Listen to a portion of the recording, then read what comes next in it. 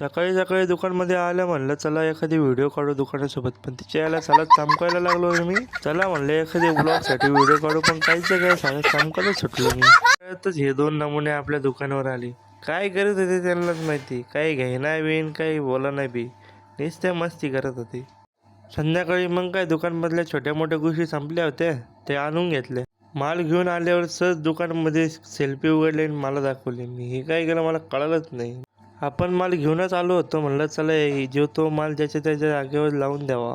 माल पूर्णपणे लावतच होतो आणि तेवढ्यात कस्टमर पण येत होते नाही का. मालही पूर्ण लावला आणि कस्टमरही केले. आपल्या दुकानावर प्रेम भाव आला होता, तो बघा काय म्हणतोय. शेट ऐका, आपण आहे ना उद्याचा प्लॅन करू कॉमेडी रील साठी. काहीतरी तुम्ही असा कंटेंट शोधा, नाही तर मी पण शोधू लागतो तुम्हाला. पण नक्की बनवर का.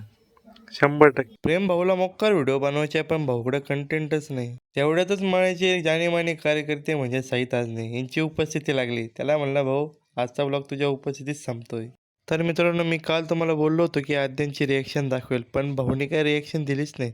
त्यामुळे मित्रांनो, आजचा ब्लॉग तुम्हाला आवडला असेल तर लाईक आणि फॉलो करून जा.